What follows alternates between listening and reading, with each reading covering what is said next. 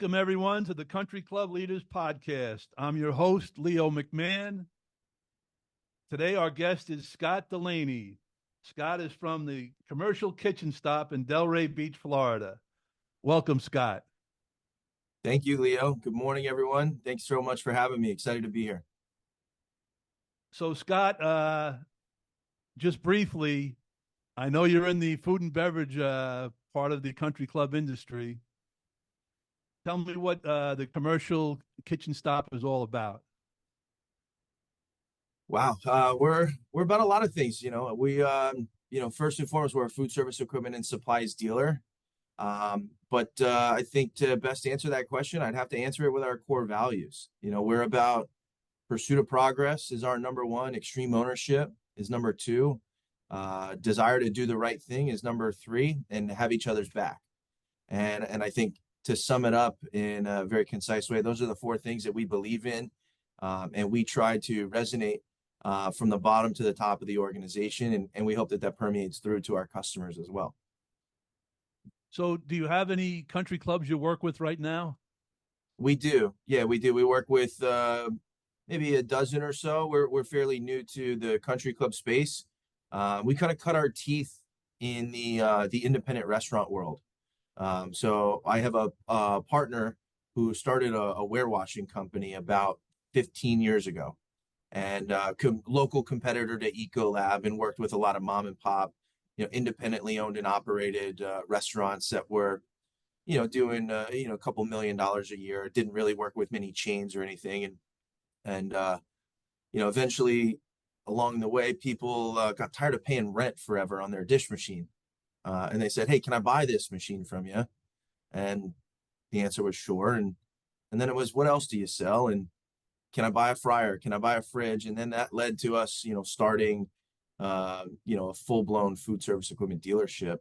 And over the years, as we've grown and plateaued, like all businesses do, we've started looking for other customer segments. And I'd say over the last 18 months, the country club space has been an area of interest of ours that we are starting to grow into. So, your office is in Delray Beach, Florida. So what clubs in South Florida have you worked with so far, if you don't mind me asking? Sure.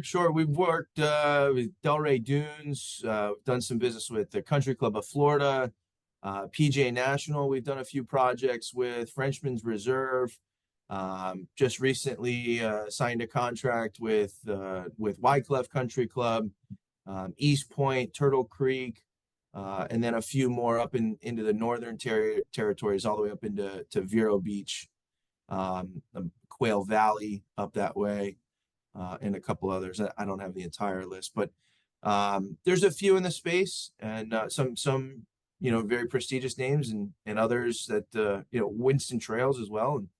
And not a private club, but a great course. I love what they do with the nighttime range sessions and the happy hour over there. That's always a fun place to go.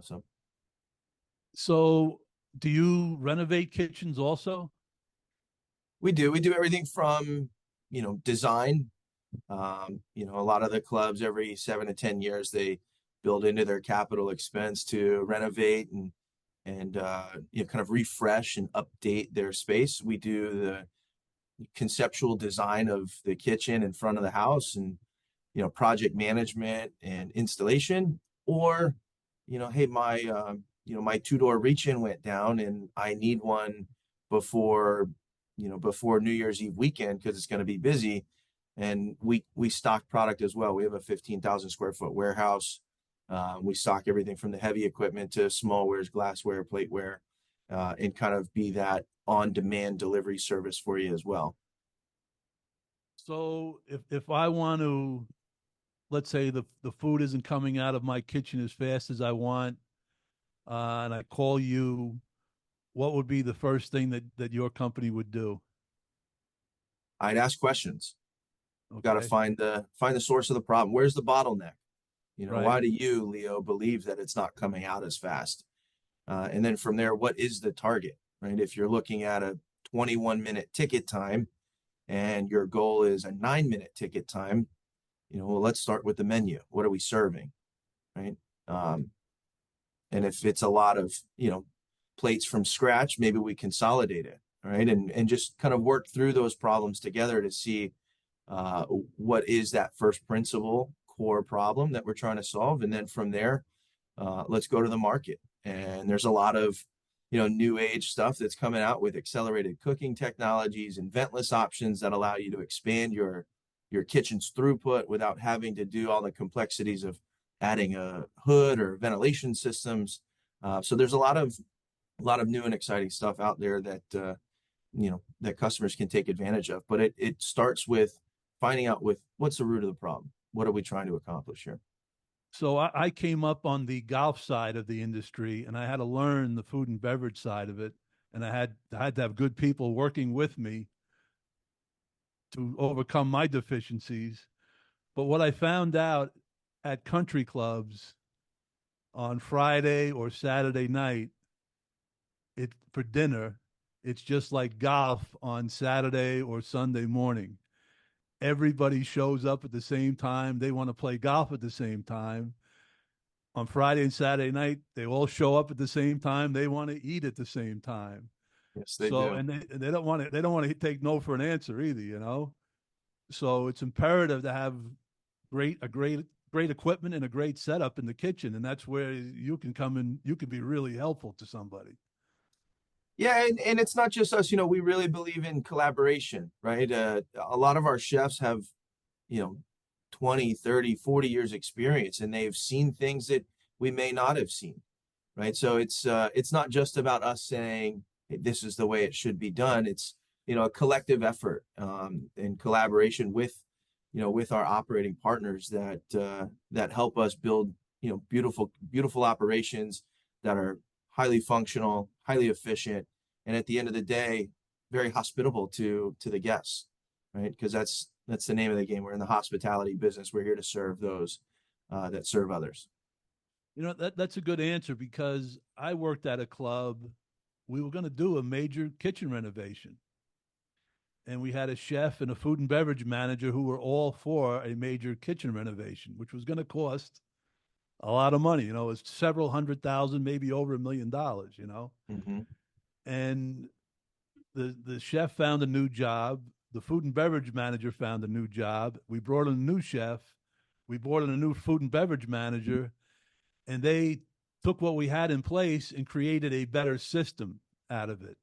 And we saved, let's say, $1 million because these guys knew how to get food out of a kitchen really, really fast. And it was kind of amazing, because we were all set to write a check for $1 million to change the kitchen, and all we really needed to do was change some ways that we did business in the kitchen. So your answer about collaboration, that's a really good answer. Early on in my career as a young salesman, I would have been very, very excited to take that $1 million check. But Right, I've learned through experience that you don't always want to throw good money after bad, right? There could be a way to solve your problem without spending any money. And right. we have really, adopted that belief. We want what's in the best interest of our clients. And we believe that sort of human connection is what builds long-lasting relationships, right? And let's be honest, we're in a pretty grueling industry. We work long nights, don't get many holidays, weekends, away from our family during all of those special occasions because we are here to serve others and make those beautiful occasions for other people. So it's important to have that connection and have a bond with the people that you work with and you spend a lot of time with. And that's something that we try to live that ethos every day. The other thing I've run into in my years, and again, I'm a golf person. Some kitchens are set up for 300-person weddings, and some kitchens are set up for 80-person Friday night dinners. And to turn an 80-person Friday night dinner kitchen into a 300-plate wedding dinner, it creates some challenges for that kitchen. Yeah. So What what do you a do? Sometimes you just gotta shove 10 pounds of you know what into a 5 pound sack.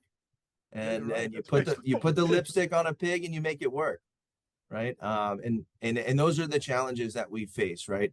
But again, I think it comes back to, in that design phase and making sure you're asking not only a lot of questions, but the right questions, right? What are the priorities to you? How often will you see those sort of, few hundred banquet style dinners versus you're serving the a la carte Right. menu, Exactly. right? Exactly. If it's 3 or 4 times a year that you're hosting large parties like that, well, then during the design phase, we are going to accommodate to that, but we are not going to bend over backwards to Exactly. make that Good happen. answer. Good answer. The other challenge we had at the last club I worked at, we would have Friday night uh, couples golf. I think now it's Thursday night couples golf at this club, and we would have 200 people show up all at once, because we shotgunned them on the golf course. Mm-hmm. Now we got 200 people. We had 27 holes, 200 people coming in for dinner. And it was a buffet dinner. And as hard as we tried to keep that food moving and hot and fresh, we always got complaints. The food was a little cold, or we didn't have enough out there. They had to wait for their food. Is there been any advances in buffet technology? There are, yeah, there's a lot of advances. The combi oven has really become something that's been adopted um, quite heavily, especially for that large banquet serving style. You can roll in carts into a roll in combi oven, par cook them, blast chill them, bring them down to temperature, making sure that they stay out of that danger zone. And then you can roll in a couple hundred plates into a combi to rethermalize them and serve a plated course for 2, 3, 400 people. There's advances in the heating style of the drop-in wells in buffet serving counters. Um, where it used to have a dry well, right? So at the bottom of that hotel pan, the rice starts to get all crusty and sticks to the pan. And Alto-Shaam's made some great advances in their halo heat technology and the way that they keep the entire cavity warm without continuing to cook the food. So there are some great options there. If that's a pain point for some people, Alto-Shaam, again, they're known for their holding cabinets, and again that halo heat technology. So keeping food at temp without continuing that cooking process is important. Um, there's a lot of options out there to overcome hurdles like that. Well, I'm going to send your contact information to some of my friends because I think you can help them out a lot with that answer, right, that you just gave. Uh, so, what was your first job in the food and beverage industry? My first job, we're going back a ways now. I was 14 years old. My aunt and uncle owned a restaurant in Boynton Beach. It was called Michael's Sonoma Grill. And probably shouldn't say this out loud because I was 14, child labor laws and everything. But I started washing dishes on the weekends. I was a freshman in high school and, making a couple extra bucks. And that was my first exposure to the hospitality space. And it was more of it was a white tablecloth. It was a fine dining. We served we were known for the lamb chops there. Um, and it was not only my first exposure into hospitality, but into more of that fine dining. And I was always kind of attracted to it, right? Because there's a nice cadence and there's a rhythm and there's etiquette and there's rules and there's structure. And I was always an athlete growing up, played collegiate baseball, and so rules and structure and systems really speaks to me. So that was my first job, and then that led me to kind of just stay in the industry. I bust tables through high school and ended up bartending my way through college. To have a little extra beer money for the weekends, um, and then once I finished college, I got into I continued to bartend for a little bit, but I got a job on the vendor side of the business, which really opened my eyes to a new So, perspective. so I'm going to cut you off there for a second. So I played in sports when I was a kid, football, baseball, basketball. And then I started working in kitchens when I became a general manager, helping out the food and beverage staff. And I was a part of a lot of teams in football, baseball, and basketball, and golf, actually. I never felt the incredible team spirit that was in a kitchen. It was unbelievable. The teamwork and people pulling together to get the job done. It was unbelievable. Yeah. Did you There's find the nothing same like it. thing? There's Yeah, nothing like it. There's nothing like it. I won't pretend that I'm much of a culinarian. I did work the fry station, maybe a dozen or so times throughout my career, but I was always more front of the house. But it was incredible every time you had to run back to the beer cooler to stock up, or somebody needed an extra side of ranch, and you just run back to the kitchen. Sometimes you got to take a step back and just watch the symphony. My favorite part is to see the man in the expo window, or the woman in the expo window that is just running the whole show. Uh, unbelievable. it's incredible. And I remember, you know, back when I was working in the on that side of the business, not on the vendor side. It was before Toast and before all of these POS softwares in the kitchen. You just had these ticket printers and the expos calling out, "Hey, I need you to drop fry," and I need this steak for table 28 mid rare in 8 minutes, and just the symphony of it all. It was a beautiful thing to watch. So those of you that are on the golf side of the business, the expo is like the go between the cooks and the chef and the servers and the bus people. And he makes sure the food is perfect before he hands it off to the servers and the bus people and the food runners. And it's a cool thing to watch. It's unbelievable. He's the expo is definitely the quarterback of the kitchen. uh, so you played some baseball in college, so that's pretty impressive.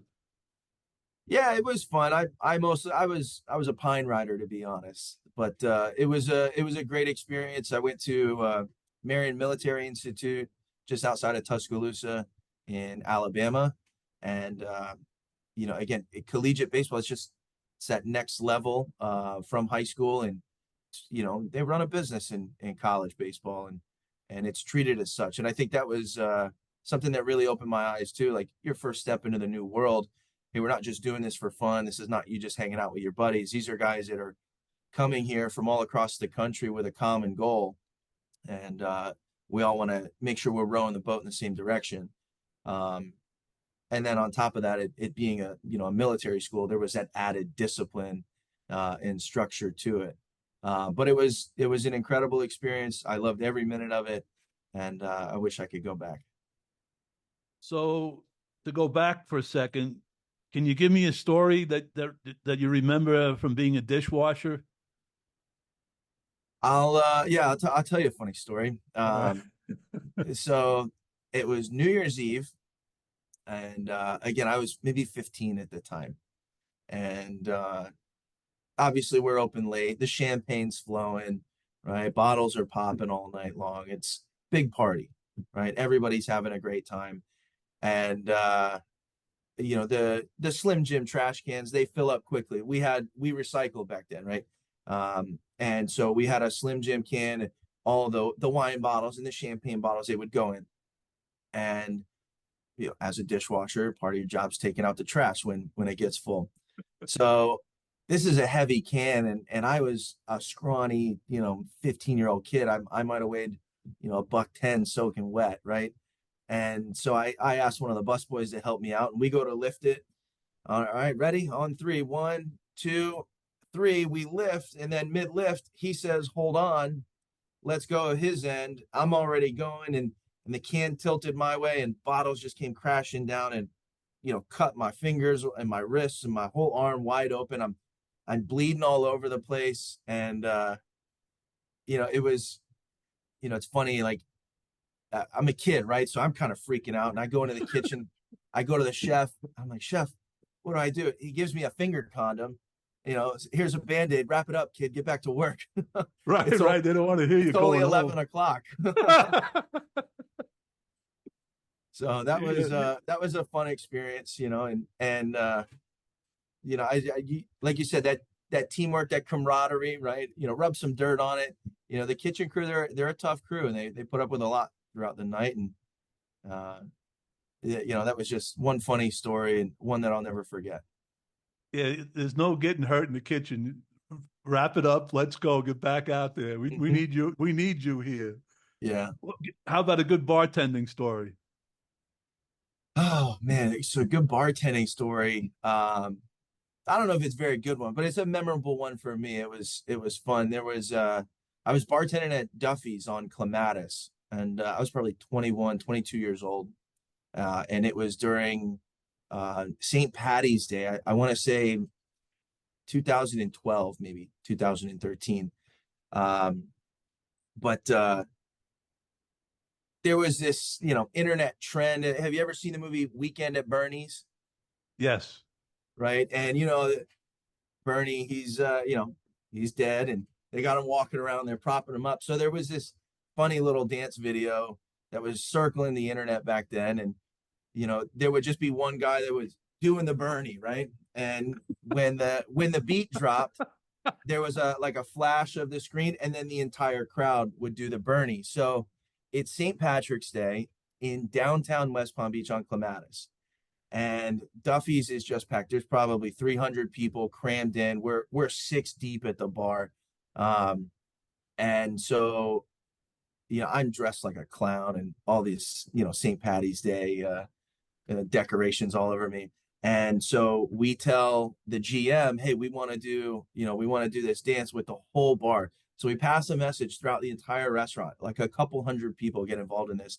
I stand on top of the bar, and so the rest of my bartending crew, they're serving drinks around my ankles, right? Just everything's going on as normal. And so I'm doing the Bernie, and then the beat drops, and then the whole restaurant, hundreds of people in unison start doing the Bernie. And it was just a classic moment. I'm sure it's floating around there on Facebook somewhere. If you want to see me embarrass myself, I'm sure we could dig that up. That's a good one. So how about college baseball? What was the most memorable game you played in as a college baseball player? Um, the most memorable game, man, I don't know if I could pick just one, to be honest with you. Looking back at it, I remember a lot about the experience, and I could tell you there was the my first game of the year. We traveled to Dallas Fort Worth to Okay. play New Mexico Military Institute, I believe it was. But we met in the middle, and we played on a turf field. I had never played on a turf field before, and it was snowing. And as a kid who's grown up in South Florida, saltwater in his veins, I never played baseball in the snow before, and so that was a pretty incredible experience. It was miserable when you made contact with the baseball, especially if you got jammed, and it felt like you broke a finger. I mean, it Right, was right. it was 28 degrees, and it wasn't fun snow either. It wasn't pretty snow. It was kind of slushy. So it was kind of like a dirty game, and it just, it was kind of real gritty and grinding it out. But that was, I'd say, probably one of the more memorable ones, not from the way the game played out, but just, again, the turf and the snow combined was a really unique experience for me. So growing up in South Florida and then going to the Marion Military Institute, that had to be a pretty big culture change for you. Yeah, it was, the military side of it. Both my parents were Marines. I was Okay. born on Camp Pendleton in San Diego. My grandfather was a homicide detective for the Delray Beach Police Department for 30 plus years. I grew up in a very, a lot of knife hands growing up, if you know what I mean. um, so the military aspect wasn't much of a culture shock, but Marion, Alabama is a small town. I think there were two stoplights, and so that change in population. I thought it was really interesting when you walk by total strangers and they'd wave at you, they'd say hello, they'd say good morning. That was I went to college in Alabama. That's why I'm laughing. Yeah, that was a concept that took some getting used to for me. Um, but it was a lot of fun too. I'm a big Gator fan. And at the time, I was there in 2009, to '09 and 2010.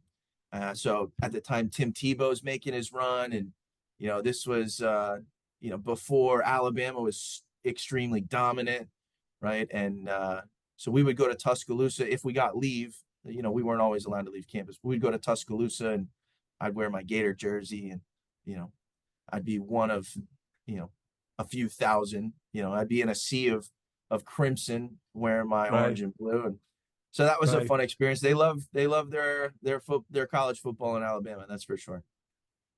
So I played college golf at Southern Benedictine College in Cullman, Alabama. Okay.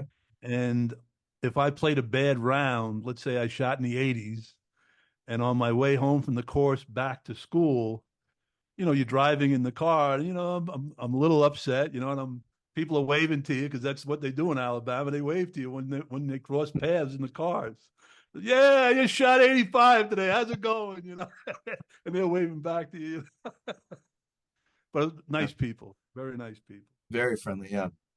So you look. I did some research. Most of your studies were in law enforcement, and then you got away from that. Yeah, criminal justice. When I was in college, that was a path I was going to go. Again, I mentioned my grandfather. He was a detective for so many years, and he was always one. Hey, go get a job, either law enforcement or be a firefighter. Keep your head down, keep your nose clean. You work for 30 years, you get a pension, you live a good life. And so that was kind of the path that I was headed towards, in my early years. But again, right out of college, I got my first job was in sales, and it was on the vendor side of the hospitality industry. I actually worked for the woman I'm now a partner with, and rented dish machines, and competed against Ecolab locally, and sold the detergents and the sanitizers and the mop products and soaps and paper towels and whatnot. And I just, there's nothing like it. That the rush of a sale as a young kid who, was very competitive, and instant gratification, right? Um, you worked hard for it and you got a reward for it. And that's what I loved about sales, and kind of led me towards more of the private sector.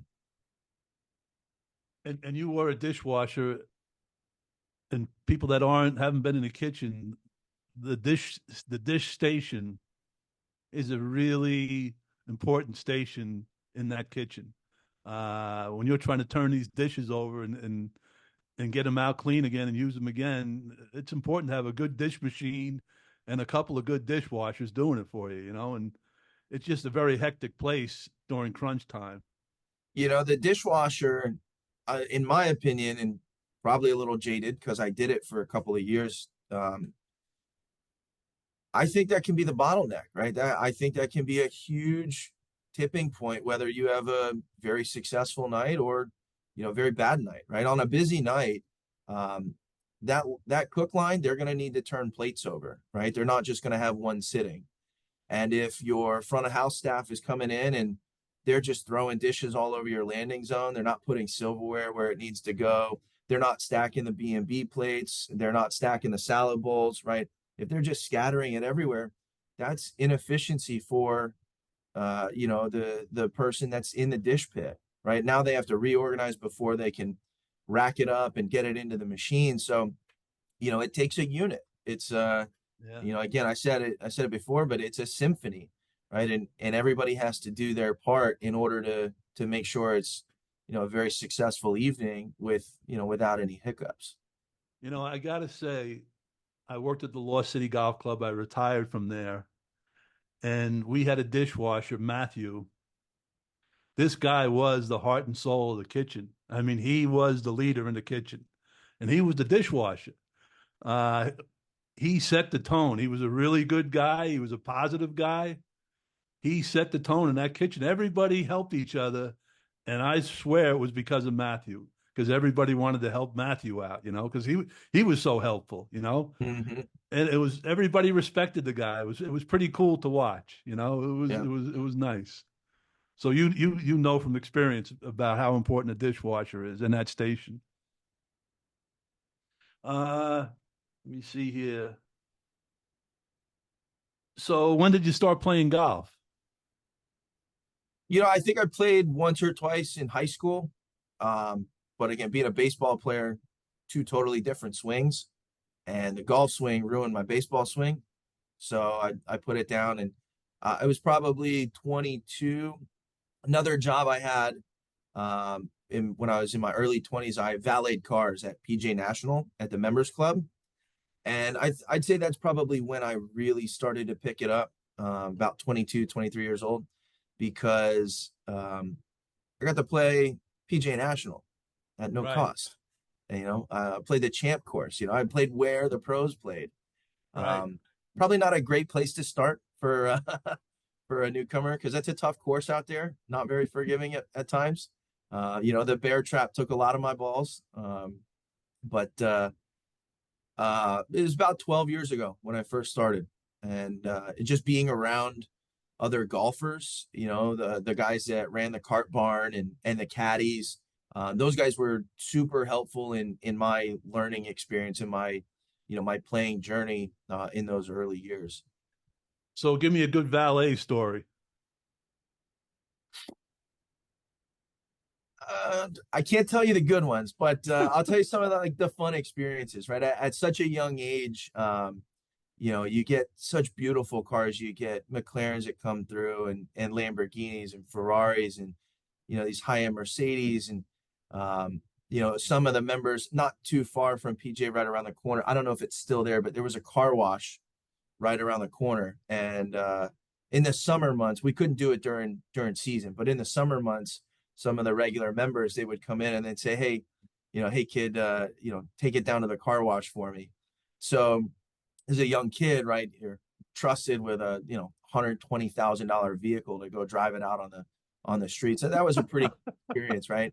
Kind of surreal, and but you got to feel the luxury, right, and the power of some of these V8, V12 engines, some of them, some of these Mercedes, these bi-turbos. Those were some fun times. So we had one. Uh, we lost the keys to this woman's car, and she was probably 80, 85 years old, and nice lady, but we couldn't find the keys to her car. And we're turning the place inside out. We can't find these keys. We're dumping the pocketbook out, walking all around the parking lot. Let's say 45 minutes goes by. We can't find her keys. So finally we say, look, we'll give you a ride home. We'll take care of this. We apologize.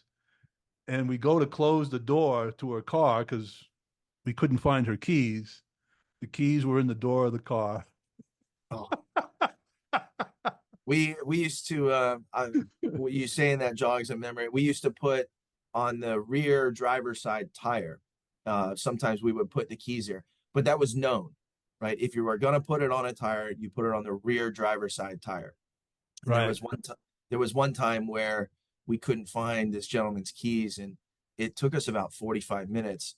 Um, but for whatever reason, somebody said, "Did we check the other tires?" And sure enough, it was sitting on. We would put them on top of the tire there. It was sitting on another tire, and nobody thought to look there sooner. Yeah, that's always fun. The valet station at closing time when everybody's leaving at once. Hmm. Uh, so who does the kitchen redesigns for you? Do you have an architect come in and if it gets to Um, that point? So we have a team. We have about 33 employees here altogether. Our sales team has grown. There's probably seven of us on the sales slash design side of things, and a lot of us in house have the design experience. Again, just through being in the industry for so long and doing a number of redesigns. Um, but we don't have any CAD engineers on staff, so we independently contract the engineers that move the blocks around in the software. But I would say we have an in-house design staff. We've done everything again from independent restaurants to country clubs to hotels, schools. So we have a pretty broad experience on different styles of kitchens. We talked before on, a la carte versus banquet. That's a very different setup, right? And so we've got some good experience in house and a team of people that that love what we do. Right. Uh, Now, do they get any discounts if they use you to design their kitchen? Do you knock off some dollars if they buy appliances from you? We like to think we're pretty competitively priced, Okay. yeah, we it's a fairly common practice in our industry. We treat the design and then the procurement of the equipment kind of as two separate sales. And we're not unique in this regard, but we'll, let's say, have a design fee. We'll do the design, and then we encourage our clients as well to send it out to bid, just to make sure that they are getting the most competitive pricing. Right. And then if they do end up buying the equipment, procuring the food service equipment package from us, we'll rebate a percentage of that design.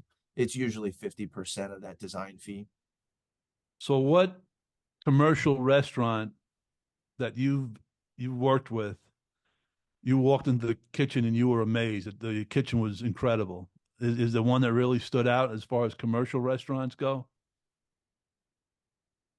There's a place in in Daytona. It's called Fish Bar and Grill, and it's a two-story restaurant. I can't tell you how many, it's probably 18,000 square feet. It's a massive place on the water. And I thought their kitchen was pretty beautiful because they have a very, very extensive menu. And I thought it was just laid out really well. We didn't do the design. One of my competitors did. Um, but I'm not ashamed to say that, right? I don't think that we're the only people that know how to design kitchens. Right. And I think it's important to admire what other people are doing in the space.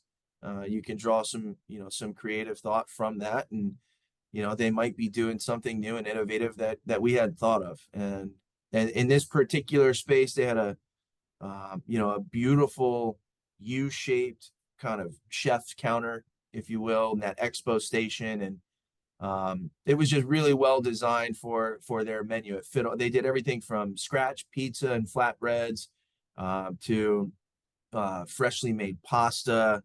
Um, you know, an extensive salad bar. They had sushi there. They had a section of the menu where they did open flame. It was just really well designed, and I think, in my opinion, a tall order, just because of that menu and being able to Right. accommodate Yeah, so it many sounds pretty different, complicated. yeah, to be able to accommodate so many different options, and not just to cook it, but to inventory it as well. Um, a lot of people, I think, underestimate that part of it. Were they able to pull it off? For me, in my opinion, I think they crushed it. It was a 10 out of 10. It was a really well designed space. Nice. Nice. Now, how about a country club? What's the top one you've seen in the country club industry? Um, let's see. Again, I'm still fairly new to the space, but I really like Wyclef's setup. And they're a fairly new client for us, but I think they have just a beautiful kitchen. They have one, two, three, they have 5 outlets there. Um, and just the way it's designed, and they have a beautiful prep kitchen. They have that large throughput, banquet style kitchen, and then they have their a la carte menu for the grill there as well. And they put out a breakfast and a lunch and a dinner for the members. It's just around the clock, and it's constantly humming. It's just well designed, well organized. I think it's a beautiful space. And I think their kitchen's they're it's relatively new, right? Didn't they just do a major renovation there? I believe so. Yeah, I think Yeah. just within the last couple of years, they did do a big renovation there. Yeah. Right. So, what's your opinion on the servers with the pads, the touch pads, and the information going directly to the kitchen? Some places I see use them, and some places I don't, that don't use them. Where do you stand on that? I think it will be, you know, 20 years ago, email was weird, right? It was strange for a lot of people to use email. And I think in time, we'll see that be the same for this. I've never used it. Again, in my day, we wrote down our notes, or if you really wanted to impress your table, you wouldn't even write down their order. You would just try and lock it in your head. Um, but hey, I made mistakes, right? There's human error that goes into that. Even if I write it down, I might get lost because on my way to the computer, table 19 says, "Hey, I need some honey mustard." My kid's freaking out because he doesn't have honey mustard for his chicken tenders. The sky is falling. Please get me honey mustard now. And then you forgot to ring in the margaritas for the girls that just sat at 102. And so I think that, on demand, I think it's a great innovation. I think it cuts down ticket times. I think it elevates the guest experience. And at the end of the day, that's all we want to do is make sure that our guests are having a high quality experience. They're getting served in a timely fashion, and they keep coming back. You know what? Maybe I'm old fashioned. I live in Thailand now. And when I lived in South Florida, I just carried around my phone, my car keys, and my credit cards. I never carried any cash with me. In Thailand, it's cash is appreciated. Very very few credit cards. And what I'm seeing in Thailand is a lot more interaction, personal interaction, because of cash. In the United States, I ordered everything from Amazon. Well, the people in Thailand aren't used to using credit cards and debit cards. They're used to paying cash, so they go to the local stores to buy their goods. And it's not that they're technologically behind. It's just that's the way they like to do business. Mm-hmm. Uh, so I don't know. I don't know if all this technology is good. Maybe it is, maybe it isn't. It seems like there just is more interaction here than America. Uh, I think that's a great point, Leo. And I think as a society, that's a fine line that we'll have to walk and pay right. attention to, right? We don't want to distance ourselves too much, right? I think um, as human beings, we thrive with personal connection. We thrive with Right, interaction right, with right. other Like I community. love Amazon, but now I'm not going to the store to buy a lot of stuff now. Right. And there's a price to pay for that, I think. And Hmm. anyway. Uh so what's your goal for 2024 as far as your business goes? What's a target you want to hit? Target. Well, we've got quite a few of them. Um, I think overall, our target is to just become a household name in the country club space. There are a few, and I won't name the competitors, but I think there are two that have just been in that space, and you know, one of them's a big national company, and the other one's local, and so we just want to be another option. We just want to be familiar, right, and be a part of the community, no matter how big or how small, but just want to contribute to the advancement of the country club space in any way that we can.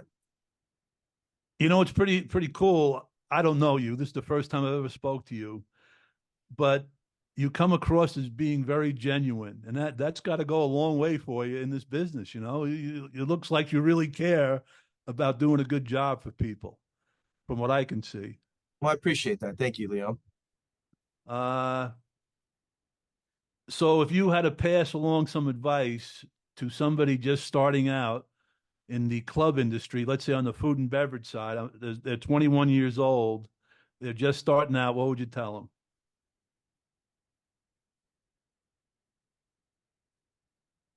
Try a lot of things and try a lot of them quickly.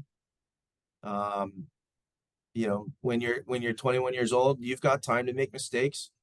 Um, and so I would say get your hands involved in a lot of different things, right? Try the front of the house, try the back. I wish if we talk about, going back, I wish I would have tried a little more in the back of the house side. I wish I would have tried, more than just the fry station. Um, I really enjoy cooking and, being creative at home. I wish I would have, spent some of those early years uh, getting a little bit more tutelage from people that have been doing it a lot longer than me. Yeah. But I think that's the only way you'll find what you're truly passionate about. And for me, I love where I'm at on the supply chain side of things, but I still feel very much involved in the hospitality business. And I enjoy the perspective of the dealership because we get to see transformation.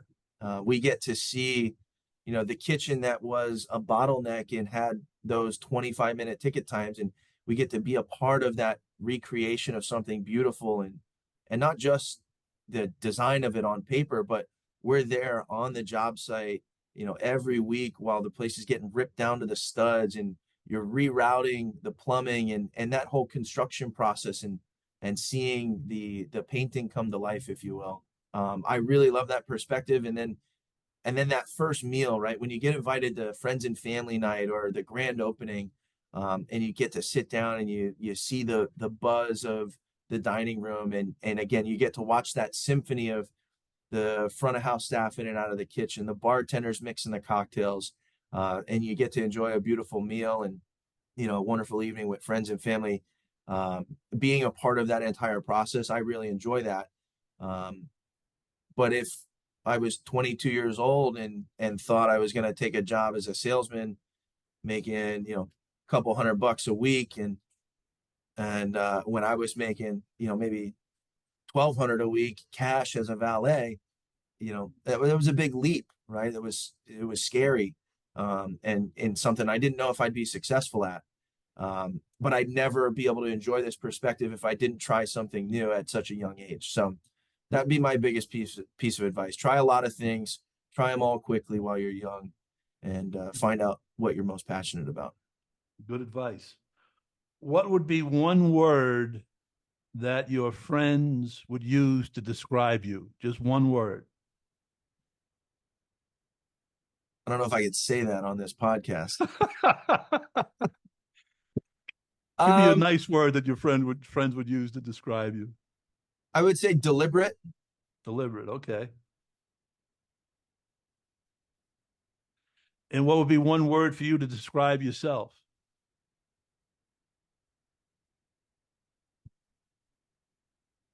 intentional. Intentional. Mhm.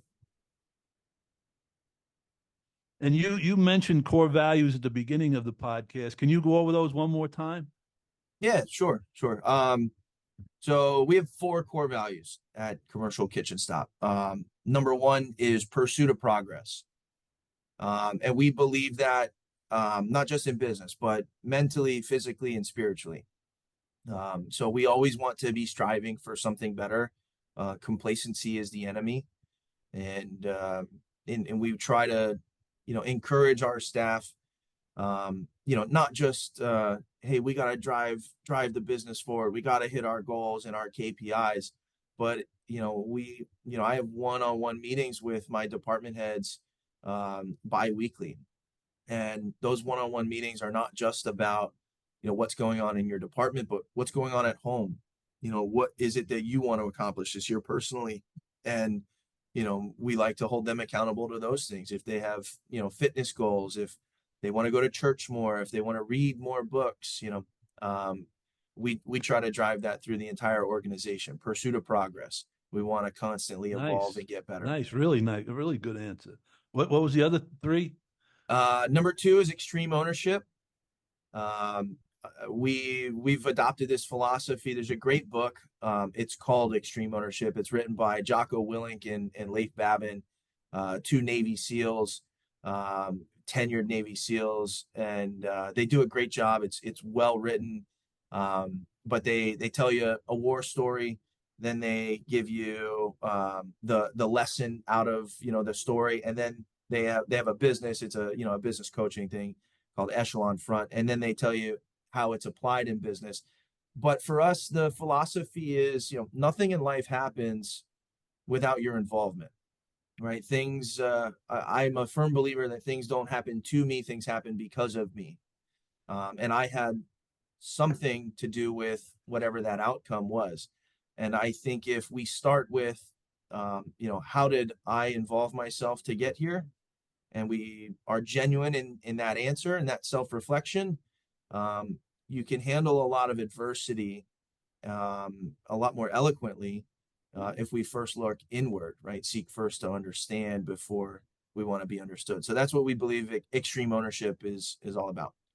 Very good. Number three is desire to do the right thing. What you do when nobody's looking is it says a lot about your character, right? The shopping cart theory is an analogy that we talk about a lot here, right? When you get done grocery shopping and you fill up your cart or you fill up your trunk with all the groceries, what do you do with the shopping cart? Do you push it behind the Toyota Camry that's parked next to you, or do you walk it back to the grocery store? I'm Nobody's I'm gonna cut you off there. My mother and father raised five boys and two girls. My father worked two jobs his whole life, my whole life. My mother worked and raised seven kids. And whenever we went grocery shopping, as hard and as they worked and as tired as they were, they walked that cart back to the store every single time. I still sticks out in my mind. Anyway, nobody's sorry to cut forced you off. nobody forces you to do it, Yeah, right? yeah, But it's the right thing to do, right? yeah. Why are you going to make it somebody else's problem, right? And Right. we believe in that, that butterfly effect that comes from that. So, a desire to do the right thing at all times, regardless of whatever burden you may feel it is for you. And that's not just with the easy things like putting a shopping cart back, right? We got to do the right thing in the hard situations, even if it makes us look bad, even if we have to expose ourselves with the mistakes that we made. We don't hide from our skeletons. We like to own them. Again, coming back to the extreme ownership, and we believe doing the right thing is a part of that. And then the fourth one is have each other's back. And that's not just internally, but externally, right? With our clients, our customers, our operating partners, our staff here internally, but our vendor partners as well. We believe that everything is a partnership, right?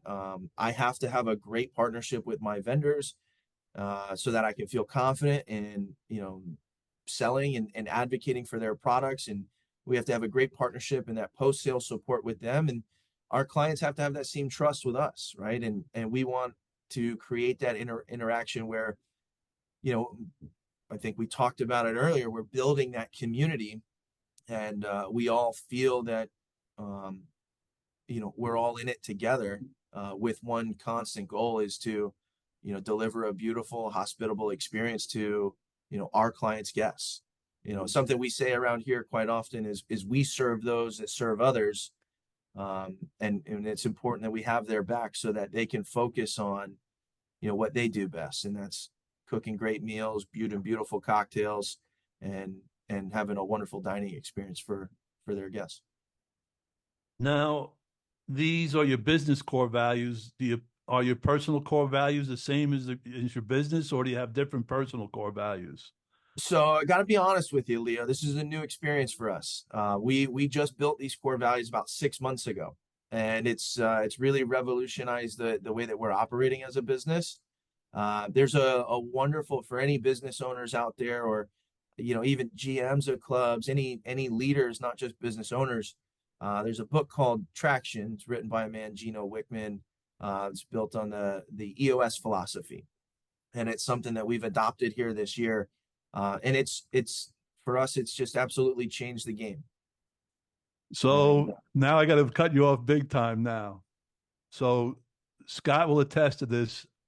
I just spoke to him a minute before we came on, first time in my life, and you just hit on Jocko Willink, who I think is a god in my eyes, right? And then you hit on Traction, which I think is the best business book ever written. It's an incredible book. Uh, both of those books have been a big force in my life, and I'm glad to see that you're doing it because it's incredible, you know. And you're the way you're coming across. You're a good guy, I can tell. I would want to do business with you. Hopefully, others are going to want to do business with you. And I think you're on a great track, man. With this entrepreneur's operating system, the sky is the limit, in my opinion.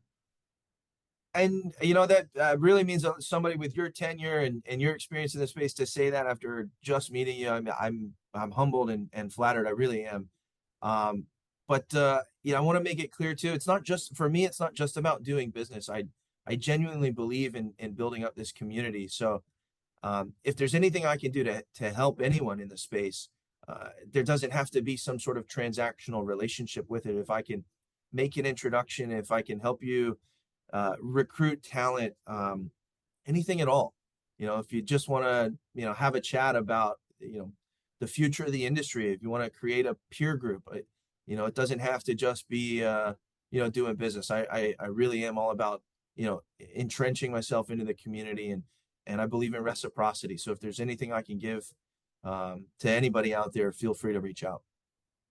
Now, are you self-implementing the entrepreneur's operating system, or do you have an implementer? We do have an implementer, a Really? company called, So you're yeah, all in? we are 2 feet in, 2 feet in, Wow! Leo, and Wow! I mean, you know, we grew, I can tell you this, we grew 70% year over year, and we had only just implemented it in July. Yeah, it really is an incredible system. So for those out there, this guy Gino Wickman wrote this book called Traction. And what he did, and Scott, you can correct me if I'm wrong or pipe in anytime you want. He took common business practices for the past few hundred years, basically, and took the ones that he liked and put them in a system form or a framework form or a process form where it makes running a business a piece of cake. And he starts out if you were to hire, let's say Gino Wickman himself, he would look at your business and see if there was any bleeding that needed to be stopped right away, and he would stop it. And then he'd have long-term goals, short-term goals, mid-term goals, and then hold you accountable for all those goals. It was a pretty thorough system, but it's not complicated. It's pretty simple. It's extremely simple, and for me, um, I can relate it to being an athlete, right? There are rules to the game. We know where the foul lines are drawn. You know, I know where the fence is. You know, we know who the umpires are, and there's structure to it. You know, before we had a business, you know, I have two partners, right? And sometimes, you know, personalities clash, right? And we all have ideas, and you know, often we'll get on the same page, but if we're not constantly on the same page and have something to reference back to, visions change and you know, thoughts evolve, and and that sometimes led to, you know, for the staff, I think it led to, well, mom gave me the wrong answer. Let me go ask dad. And well, if dad didn't give me the right answer, I'll go ask, you know, my uncle, right? Right, right.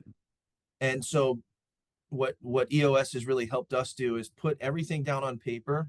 You know, we formed an executive team, um, and you know, everything. You know, we meet quarterly for an entire day, and that's all we do is talk about what are our plans for the next quarter. And then we meet weekly to make sure we're staying in line with those plans. But it's all written down on paper, and then we share it with the entire organization. So it's not just the five of us behind a closed door Right. that are playing Geppetto, pulling on the puppet strings, and then the other 28 individuals that are actually doing the work are just scratching their heads saying what's going on.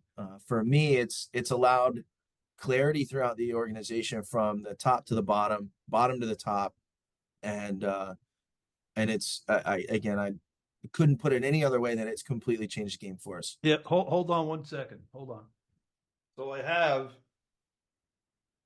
have traction right here, right? Oh, I love it. I have what the heck is EOS right here, if you can see that. Yes. And then I have rocket fuel right Rocket here. fuel is another great one. Yeah. That's awesome. I have that's why I keep it right here on my desk. I've got my EOS Yeah, there manual you go. Yeah, yeah. here, we I refer to this daily. Um, And unless somebody's experienced it, it's incredible. It really is. yeah, it's So I'll tell you the way I fell into it. I would meet with the club president every week, and this one club president said, "Leo, I don't want to micromanage you. Come up with a weekly meeting agenda, so I won't. So I'll micromanage you less." Right? And I said, "Okay." So I go on Facebook, and I belong to this Navy SEAL Facebook group. And the guys in this group and the girls in this group, they're either exercise nuts or business nuts, right? So I said, my boss wants me to come up with a meeting format. She doesn't want to micromanage me. What do you guys recommend? So like 20 of them respond, and let's say 14 of them say the level 10 meeting, EOS, Entrepreneur's Operating System, level 10 meeting. I'm saying, what the hell is that? And they were saying it like everybody's supposed to know it, yeah, So I researched it, and it was this Gino Wickman traction level 10 meeting. And the level 10 meeting is a weekly meeting agenda, which covers everything, man. It's unbelievable. And then I just started digging in further and further, deeper and deeper. And I self-implemented at the club that I was working at. But what an incredible system that this guy created. yeah, it's fantastic. How did you fall into it? So my partner, Maria, she's part of a Vistage group. And so it's a bunch of local South Florida. I think it's local to Palm Beach and Broward County. But this group is a bunch of business owners that meet monthly, and they'll bring in, somebody will come in 1 month and they'll have an HR consultant, and they'll have a sales seminar another month, and it's just different things to help people run their business as a peer group. And somebody brought in our implementer 1 month for her, and she loved the concept and the idea of it, so she brought it back to Ryan and I, and so we met with him a couple of times. We weren't sold on it at first, but Gerardo and the Profit Recipe, shout out to Gerardo. He was persistent, and I think what really sold us was not the product he was selling, but his passion. It really bled through, and he was, he has such a great story, because he's not just an implementer. He owns a couple of businesses that, he'll tell you his story, that weren't wildly successful, and he stumbled across EOS, bought into it, adopted the philosophy, and his businesses just kind of hockey sticked, and he fell in love with it so much that he became an implementer. And so that's how we found it. We bought into the system, and again, that was about 6 or 7 months ago, and Gerardo's just Wow. been a phenomenal partner, and really helped us change the trajectory of our company. So the Entrepreneur's Operating System, it sounds like a commercial now for the Entrepreneur's Operating System, but they're all over the world. I think there's over 100,000 businesses that use the system now. And just to give you a Leo, I little gotta back, tell you, when we first started implementing EOS, we almost immediately could see the changes. There was a different feel. The L10 meetings alone were just helping us get laser focused, and we thought we had discovered electricity. right? All right, so we wanted to tell anybody and everybody that would listen, and we still do to this day. But like, so many of our friends were like, yeah, we use EOS too. Our friends that either own businesses or work for other companies, they're like, yeah, we love traction. It's fantastic. And I started hearing that enough times that I almost got a little angry. I said, why didn't you guys tell me about this Right, sooner? right, right. I wish somebody taught me this when I was 21 years old, you Yeah. know? It's But easy. to your point, right? It's such a it's strange, like how it's such a well kept secret, but still so many people are using the philosophy as well. I remember one of my last meetings with our golf course superintendent. We're doing I think his 5-year vision or his 3-year vision. And I said, well, what do you want the place to look like? What equipment do you want in 5 years? Well, I want this. What else do you want? Oh, I want that. So I said, well, look, you got to think about this, and he's rolling. He's putting all this stuff down. I said, the more you believe in this stuff, the easier it is for us to get the money to purchase this stuff.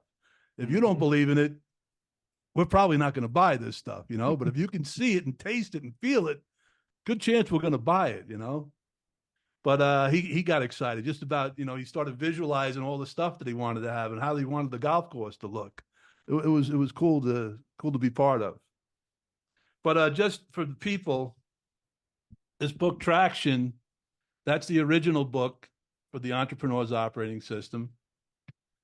And then he's got a book, What the Heck is EOS? And that's basically for your frontline employees. It's a little simpler version of the system.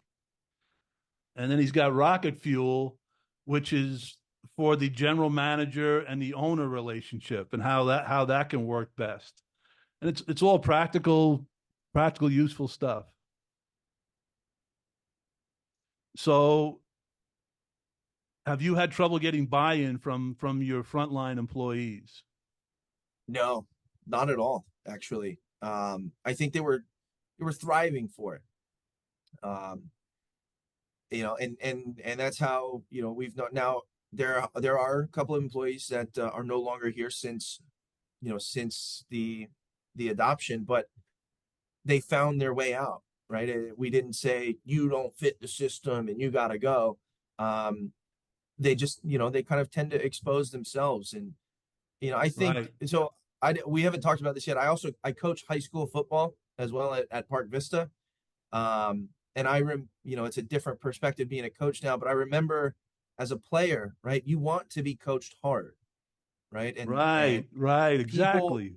people want the best of themselves. Sometimes it's just hard for us to pull it out on our own. And I think that's what EOS does. It helps the business get the most out of what you're trying to accomplish. And when we delivered that message, a lot of people, there was big sigh of relief that there was the clarity and they understood, what the expectation was and why the expectation was. So we've had a ton of buy-in.